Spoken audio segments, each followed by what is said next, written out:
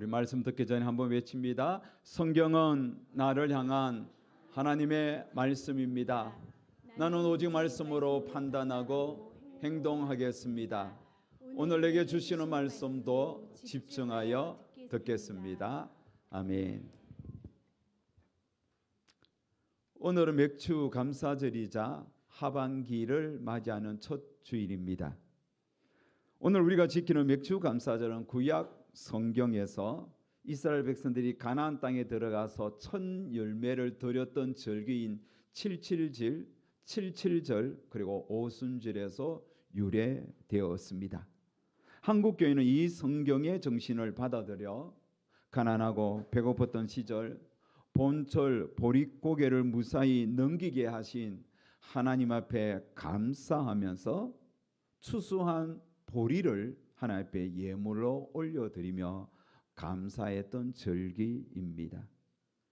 지금은 시대는 많이 변해서 농사 짓던 그때의 성도들처럼 보리를 들고서 나오지 못했습니다. 하지만 맥주 감사절의 정신은 우리가 잃어버리지 말아야 합니다.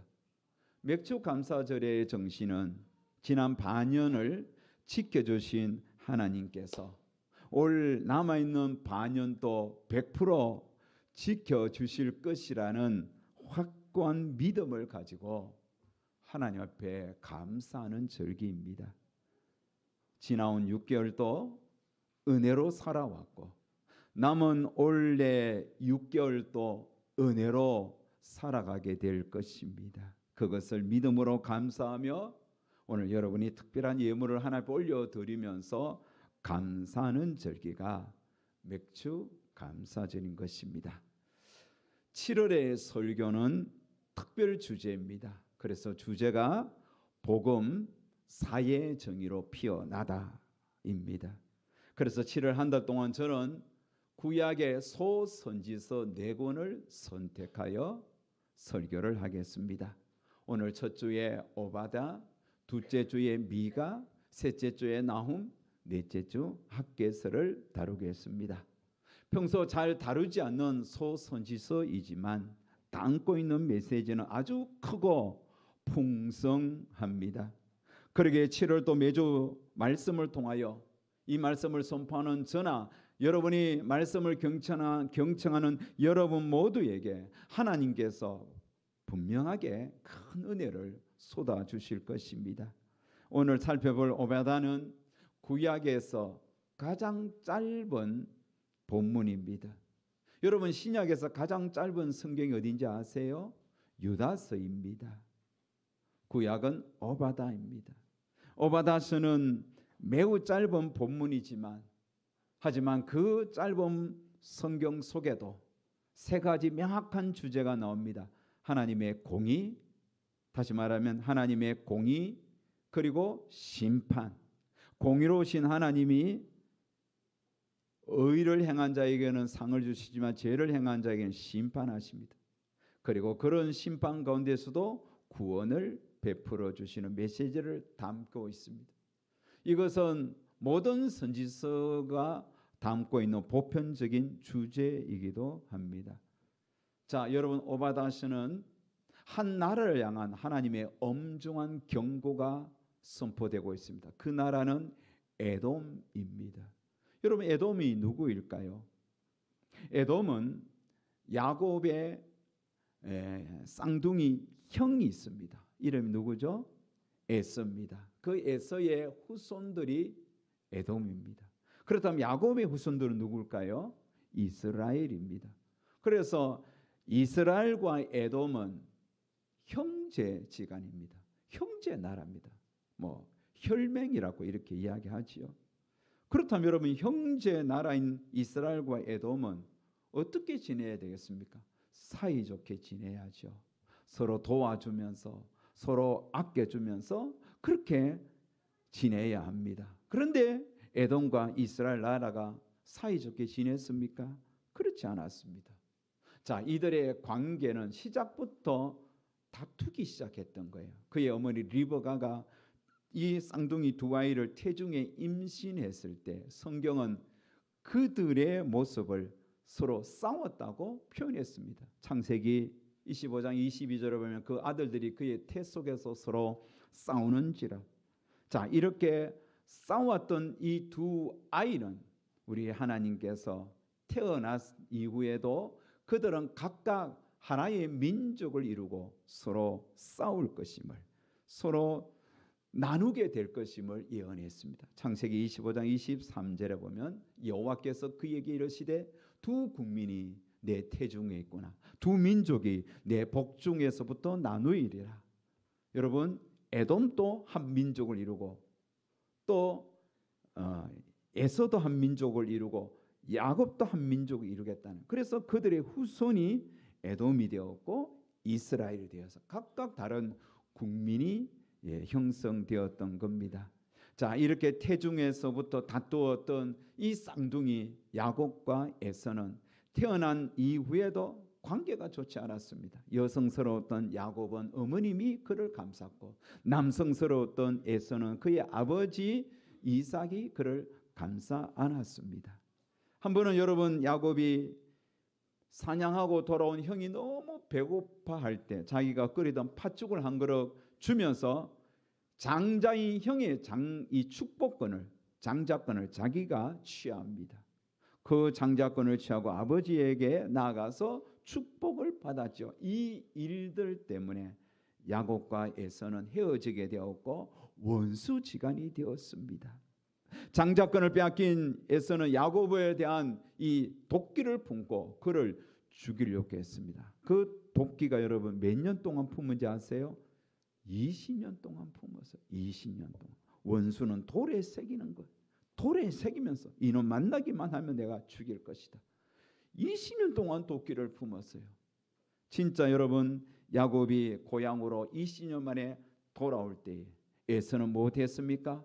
죽이려고 군사 400명을 거느리고 야곱을 맞이하러 갔던 겁니다. 그런데 하나님께서 개입하신 거예요.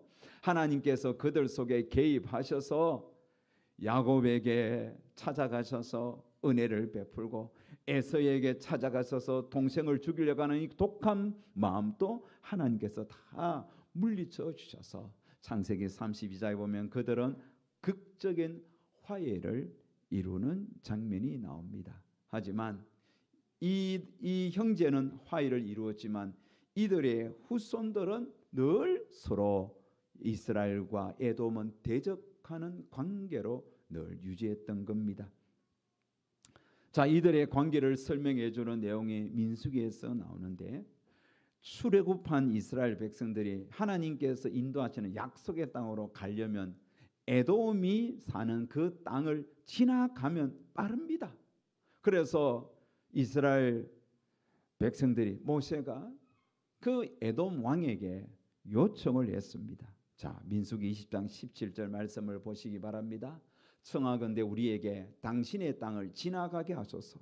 우리가 밭으로나 포도원으로 지나가지 아니하고 우물물도 마시지 아니하고 왕의 큰 길로만 지나가고 당신의 지경에서 나가기까지 왼쪽으로나 오른쪽으로나 치우치지 아니하리이다. 아무것도 손대지 않겠습니다. 단지 우리가 이 길을 좀 통과하게 해달라고 이렇게 요청했습니다.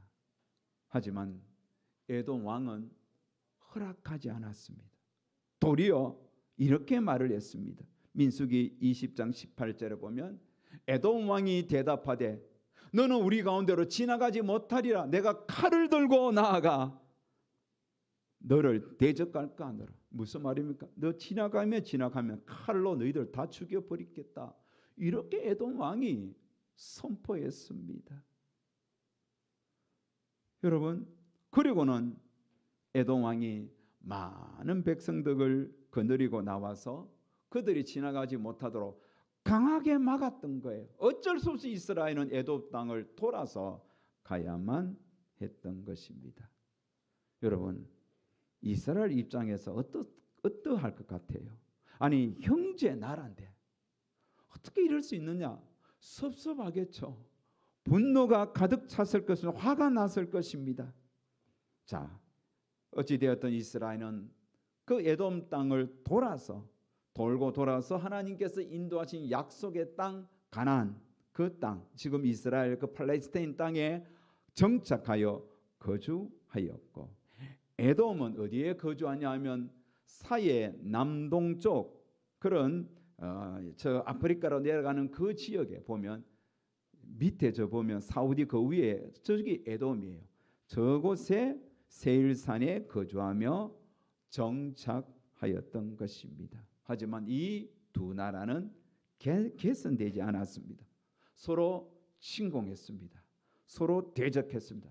그래서 서로 전쟁을 벌여서 많은 군사들이 죽기도 했습니다. 지금 러시아, 우크라이나 이렇게 서로 전쟁을 벌이면서 얼마나 많은 젊은이들이 죽임을 당했습니까? 이스라엘과 에돔은 이렇게 늘 적대적 관계 속에서 전쟁을 치렀기에 많은 백성들이 전쟁터에서 죽기도 했습니다. 자, 급기야는 이들의 관계가 아주 악하게 틀어진 계기가 있었습니다. 바벨론 느부갓네살 왕이 주전 586년에 이스라엘을 공격해서 함락시킬 때 일입니다. 자, 여러분, 이렇게 느부갓네살 왕이, 바벨론 느부갓네살이 이스라엘을 짓밟을 때 적어도 형제국이었던 에돔은 어떻게 해야 되겠습니까? 군사를 좀 파견하여 그런 일을 좀 막아줘야 되지 않습니까? 도와줘야 됩니다. 그런데 느부갓네살이 예루살렘 성을 함락하고 성문을 부수고 성전을 허무고 많은 사람들 포로로 잡아갈 때 에돔은 어떻게 해야 됐습니까? 도와주기는커녕 같이 동조해서 같이 성문을 부수고 같이 예루살렘 성을 무너뜨리고 포로를 잡아가도록 도와주었다는 겁니다. 그래서 오늘 본문 10절에 보면 이렇게 악을 행한 에돔의 죄악이다 하여 10절에 이렇게 표현합니다. 내가 내 형제 야곱에게 행한 포악으로 말미암아. 에돔이 행한 죄악은 한마디로 뭐예요? 포악이요, 포악. 그러면서 12절 이하에 보면 쭉 읽어보면 에돔이 행한 포악을 반어법적으로 설명했습니다. 12절에 보면 내가 형제의 날 곧 재앙의 날에 방관할 것이 아니며 방관했다는 것을 이렇게 표현한 거예요. 그러면서 쭉 에돔이 행한 이 방관, 에돔이 행한 악을 이렇게 표현했습니다. 유다 자손이 패망할 때 어떻게 했어요? 그들은 기뻐했어요. 유다 자손이 고난받을 때 입을 벌리고 좋아했습니다. 잘 망한다. 유다 자손이 환난을 당할 때에 그들의 재물을 훔치고 손을 대었습니다. 유다 백성이 전쟁통에 막 도망갈 때 도망가지 못하고 막았어요. 그래서 바벨론 칼에 맞아 죽게 했습니다. 세상에 도와주기는커녕 성문을 함께 부수고 성전의 물건을 함께 약탈해가고 동참했습니다. 도망가는 자를 잡아서 바벨론 군대에게 넘기기도 했습니다. 얼마나 여러분 악합니까? 얼마나 야비하고 얼마나 정말 포악합니까? 그래서 시편 137절에는 이런 에돔의 죄악이다 하여 시편 기자는 이렇게 탄식하며 노래했습니다. 시편 137장 7절 말씀 우리 다 같이 읽읍시다. 여호와여, 예루살렘이 멸망하던 날을 기억하시고 에돔 자손을 치소서. 그들의 말이 헐어버리라 헐어버리라 그 기초까지 헐어버리라 하였나이다. 형제국 이스라엘의 성전이 무너질 때 에돔은 박수를 치면서 잘 무너진다, 잘 저 헐어버려야 된다 이러면서 비아냥거렸다는 겁니다.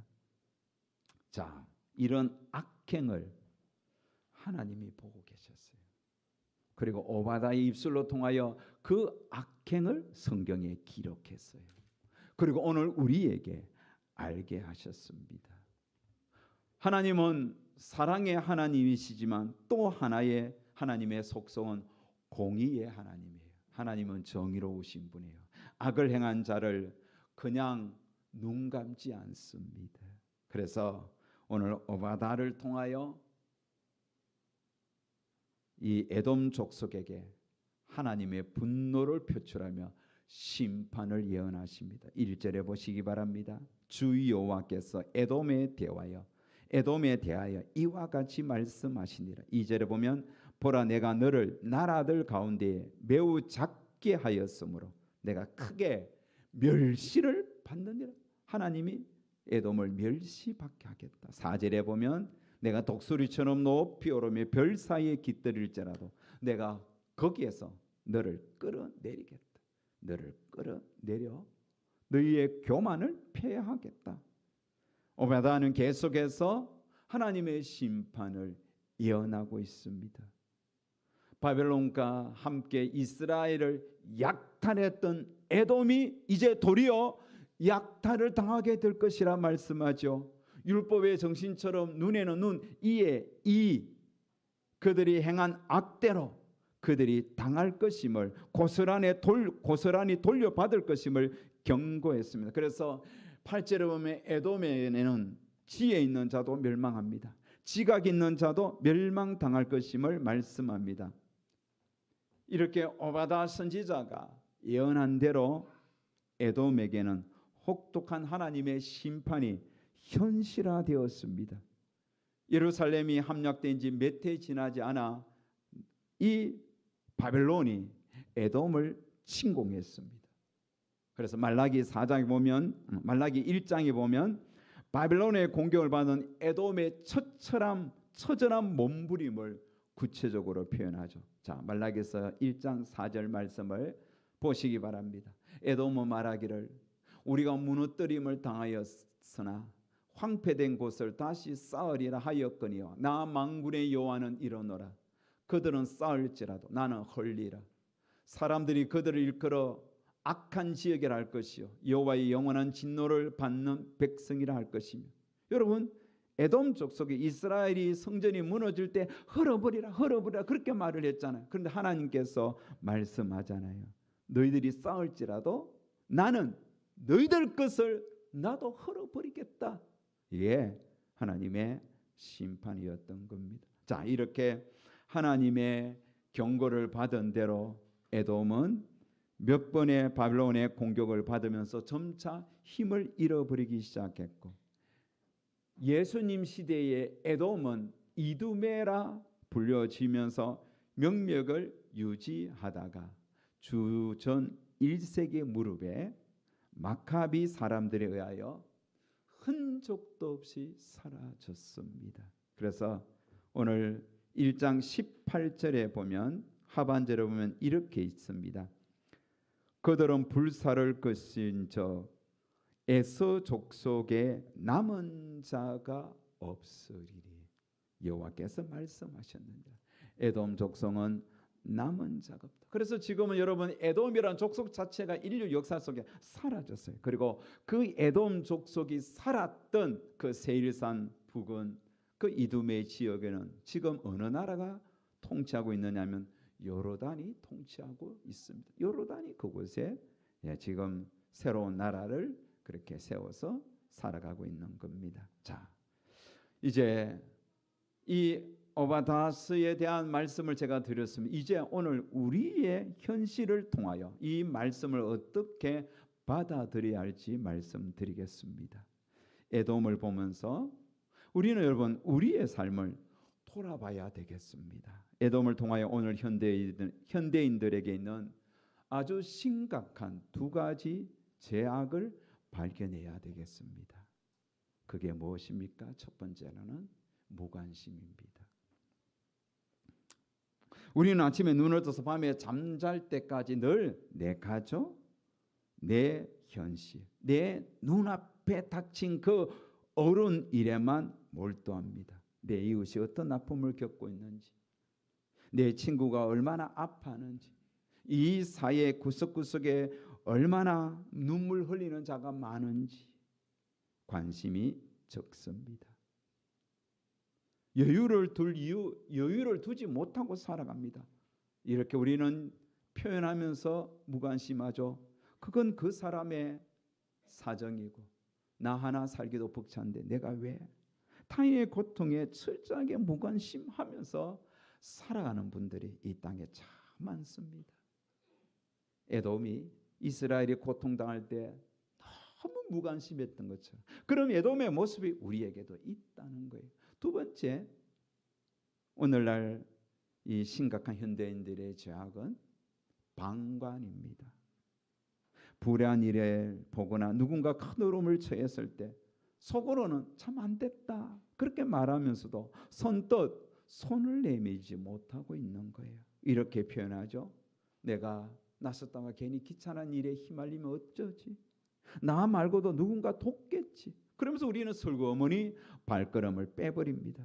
이런 무관심과 방관은 이 땅에 많은 아픈 이들을 더욱 힘들게 하고 외롭게 만들고 있습니다.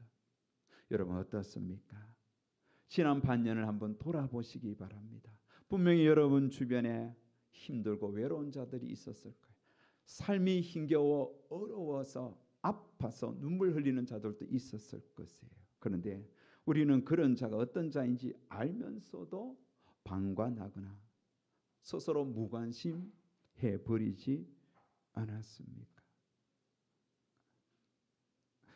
우리 역시 누군가의 철저한 외면 속에서 힘들었던 삶이 있지 않았습니까? 반대로 내 살 길 바쁘다는 핑계로 고통당하는 이웃을 외면했던 부끄러운 기억도 있을 것입니다. 우리는 오늘 이 말씀을 통하여 이제는 달리 살아야 되겠습니다. 이제는 좀 우리는 새롭게 변화되어야 되겠습니다. 하나님은 오늘 오바다서를 통하여 우리에게 교훈하기를 원합니다. 너희들은 하나님의 백성이니 좀 다르게 무관심과 방관으로 일관된 삶을 살 것이 아니라 공의로우신 하나님을 믿는 백성으로서 또 다른 사랑의 하나님을 믿는 하나님의 자녀로서 좀 이웃에게 감동을 줄 수 있는 삶을 살아야 된다는 거예요. 에돔 족속처럼 그렇게 삶을 살아서는 안 된다는 거예요. 그러면 우리가 어떻게 살아야 될까요? 세 가지 관점에서 말씀드립니다. 첫 번째로는 영적 교만을 버리고 공의의 하나님 앞에 엎드려 살아야 되는 겁니다. 에돔이 형제의 고통을 철저히 방관할 수 있었던 근본적인 원인을 추적해 보면 그들은 영적 교만이 있었어요. 우리는 절대 무너지지 않아. 그러면서 그들은 이 세일산 부근에 그들은 높은 지역이 있었어요. 그들의 살아갔던 삶의 거처가 높은 바위, 이 반석 위에 그들의 거처가 형성되어 있었어요. 천혜의 요새 지역에 살았어요. 그러니 그들은 절대로 무너지지 않는다. 그런 교만함이 있었어요. 그래서 지금 요르단 페트라라는 곳을 여러분 성지순례 가신 분들 알겠지만 바위들이 많아요. 그 페트라 지역에 천혜의 바위 요새 지역에 거주하면서 감히 우리를 끌어낼 자가 한 사람도 없다고. 누가 우리를 끌어내겠느냐? 우리는 영원하다고. 그렇게 교만을 부렸습니다. 그러면서 이웃의 어려움을 돌아보지 않았던 거예요.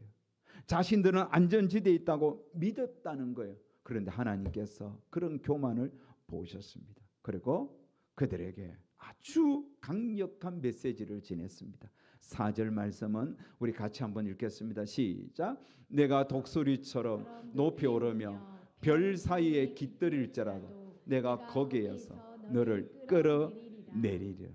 독수리처럼 높이 오르고 심지어 별들 사이에 거한다 할지라도 우주 공간에 거한다 할지라도 하나님께서 그곳에서 너희를 끌어내려 버리겠다. 하나님은 교만한 자를 물리치시는 분이에요. 도리어 겸손한 자를 높이시는 분이에요. 사랑하는 여러분, 오늘 우리에게 이런 교만이 있지는 않은지 돌아봅시다. 교만하지 않기 위해서는 이웃의 아픔을 그냥 지나치지 말아야 하겠습니다. 이웃의 아픔을 외면하지 마셔야 됩니다. 나는 저 사람과 달라. 나는 건강해. 나는 넉넉해. 내 자녀 미래는 안전해. 그러면서 나도 모르는 사이에 사람들과 이웃과 비교하면서 우월감을 가질 때 에돔이 가졌던 그런 영적 교만들이 우리 속에도 올 수 있다는 거예요. 이 땅 인간이 쌓은 영원한 요새는 없습니다. 모든 인간은 단 한순간도 하나님의 자비 없이는 살 수가 없습니다.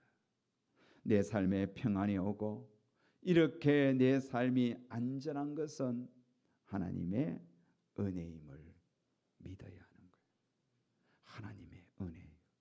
그래서 이 하나님의 은혜임을 알고 우리가 좀 겸손하게 공의로우신 하나님 앞에 좀 겸손하게 엎드려 살아가는 삶의 자세를 가져야 한다는 거예요. 모든 것이 은혜다. 다 하나님의 은혜가 아니면 나는 살 수 없다. 이런 어떤 겸손함이 있어야 될 것입니다.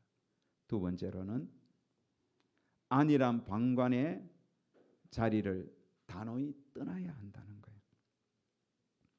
에돔의 결정적인 범죄는 유다를 직접 침공한 것이 아니라 형제가 재앙을 당할 때 멀찍이 보면서 방관했습니다. 그리고 그 악을 행하는 그 악한 민족의 은근슬쩍 끼어서 같이 악을 행했다는 거예요. 이것은 하나님이 악하게 보시는 겁니다. 우리는 여러분 남에게 해를 끼치지 않았다고 죄를 짓지 않았다 이렇게 생각합니다. 십계명을 어기지 않아서 나는 깨끗하다고 생각합니다. 하지만 주님은 우리에게 이렇게 말씀합니다. 선을 알고도 행하지 않은 것은 죄라고. 이게 선이라면 선을 행해야 하는 거예요. 구약 신약 성경에 보면 여러분 문둥병 10사람이 이제 너무 배고파서 죽기 직전에 마지막에 어느 마을에 가서 먹어 한 배라도 좀 이렇게 먹고 살아야 되겠다.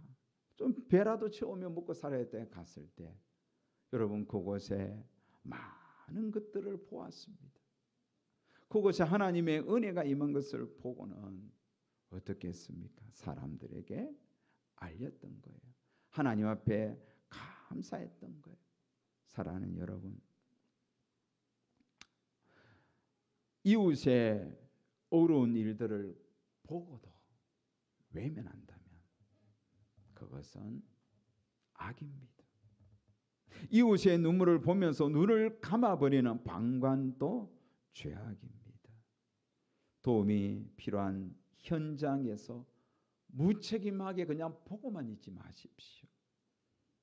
우리 주변에는 우리의 도움을 기다리는 사람이 있어요. 따뜻한 말이라도 한마디 해주면서 용기를 줄 수 있어야 되겠습니다. 지금 도움의 손길을 내밀지 못하면 나중에 그런 기회가 와도 역시 우리는 방관하게 됩니다. 주님은 우리에게 말씀합니다. 방관의 자리에서 떠나라. 주변에 도움이 필요한 자들에게 손을 내밀어 도와주시길 바랍니다.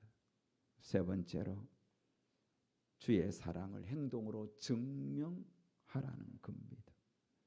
우리가 이 땅에서 상처 입은 이웃에게 손을 내밀어야 하는 궁극적인 이유는 우리 하나님이 사랑이시기 때문에, 하나님은 사랑이시기에 오늘 우리도 사랑하며 살기를 원하는 거예요. 그래서 이 땅의 모든 그리스도인들이 사랑의 하나님의 말씀을 순종하고 실천할 때 오늘 우리 사회는 따뜻한 사회가 되는 거예요.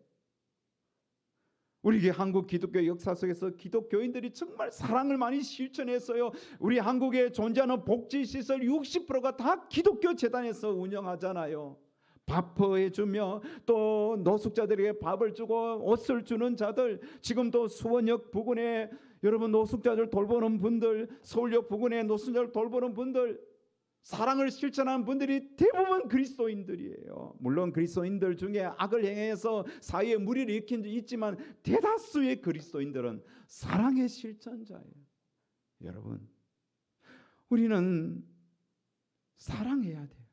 하나님은 사랑이십니다. 그러기에 우리도 사랑을 흘려보내는 삶을 살아야 돼요. 복음은 반드시 이웃 사랑으로 흘러가게 되어 있습니다. 말에만 머무른 복음은 세상을 바꿀 수 없습니다.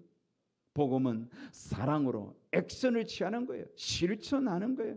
그래서 그때 그리스도인들이 사랑을 실천할 때 이 세상에서는 하나님이 진정으로 왕이심을 고백하게 될 것입니다. 기독교 역사 가운데 행동하는 사랑의 실천가 한 사람을 여러분에게 소개하고 오늘 말씀을 맺겠습니다. 여러분 유한양행 아시죠? 유한양행의 창업자 유일한 박사님이십니다. 이분은 일제강점기와 전쟁이라는 우리 민족 역사상 가장 참혹한 재앙의 날을 통과하셨던 분입니다. 미국에서 성공했습니다. 얼마든지 안락하게 살 수 있습니다. 하지만 조국 땅에서 일제와 전쟁을 통하여 처참하게 무너진 조국 백성들 동포들의 소식을 들었을 때 방관자의 자리에 앉아 있을 수 없었습니다. 민족의 아픔을 예멸한 것은 하나님의 공의가 아니다. 그러면서 그는 거룩한 부담을 안고 고국으로 돌아와 제약회사를 세웠습니다. 그리고 평생 그런 그 기업을 운영하면서 얻었던 이익을 사유재산으로 쌓지 않았습니다. 다 흘려보내는 거예요. 조국 백성들을 위하여 흘려보냈어요. 그리고 인생의 황혼 무렵에 자녀들에게 땅 한 평, 주식 한 주도 물려주지 않았습니다. 모든 것을 사회에 환원하며 위대한 고백을 일으켰습니다. 이 땅에서 고통받는 이웃들이 바로 내 형제들이며 하나님이 내게 주신 물질을 맡기신 이유입니다. 내가 가진 것을 펼쳐 가장 연약한 자들의 눈물을 닦아줄 때 비로소 주님이 주신 내 삶의 청지기 사명은 완성됩니다. 그렇게 청지기 사명을 감당하고 주님께 갔습니다. 사랑하는 여러분, 주변을 살피며 삽시다. 힘겨운 분들이 많아요. 물질로, 질병으로, 사랑과의 관계로 인생이 무겁고 지친 이들이 많습니다. 외면하지 마시고 우리가 할 수 있는 한 방관하지 마시고 무관심하지 마시고 하나님의 사랑을 그들에게 흘려보내야 되겠습니다. 오늘 오바다 메시지를 통하여 하나님은 오늘 저와 여러분에게 묵직한 메시지 한마디를 던집니다. 그것은 뭐냐? 그들을 그냥 지나치지 말라. 이웃의 아픔과 눈물이 고여있는 삶의 자리에서 방관하지 마시고 무관심하지 마시고 하나님의 사랑으로 그들에게 흘려보낼 때 하나님은 저와 여러분을 축복해 주십니다. 그러한 은혜의 삶을 사시기를 소망하면서 우리 아주 오래전에 불렀던 찬양 우리 하나 부르고 잠깐